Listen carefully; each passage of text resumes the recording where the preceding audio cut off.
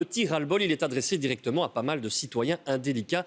Je vous explique. Vous connaissez les coffres qui collectent des vêtements usagés. Ces vêtements sont régulièrement récupérés par des opérateurs qui doivent les remettre en état et puis les redistribuer aux plus nécessiteux. Mais ces opérateurs aujourd'hui dénoncent un nombre important de déchets indésirables qui sont abandonnés dans ces coffres. Ils vont lancer une campagne de sensibilisation, car pour eux, il faut que ça cesse. Et ceux qui confondent ces coffres avec des poubelles pourraient avoir une mauvaise surprise. Juliette Pitichy. Ceci est une scène de crime, enfin presque. Déposer des déchets dans une bulle à textile, c'est illégal, jusqu'à 350 € d'amende. Mais apparemment, ça ne suffit pas pour en décourager certains.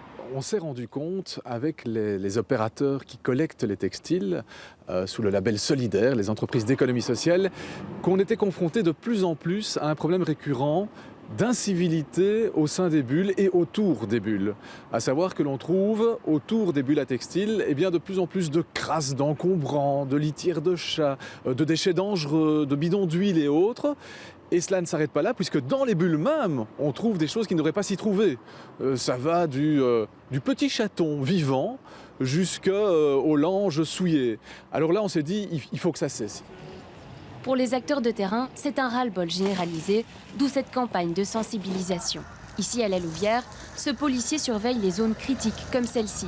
Sous couvert d'anonymat, il l'affirme, le plus efficace reste de prendre les coupables en flagrant délit. La planque est quand même efficace dans la mesure où on peut prendre les gens directement de visu. Ils savent qu'ils sont pris tout de suite, c'est pas un problème. Par après, quand ils reçoivent la convocation, dans les 15 jours, ils viennent pour se faire entendre. Ils sont tout étonnés de voir qu'il y a une photo d'eux. Et voilà, c'est plus efficace, c'est plus rapide aussi. Ils sont pris directement et ils savent à quoi s'en tenir. Mais impossible de surveiller tout le monde, ces incivilités sont quotidiennes. C'est pas évident d'avoir un policier ou un agent constatateur sur chaque site pour pouvoir prendre les gens sur le fait.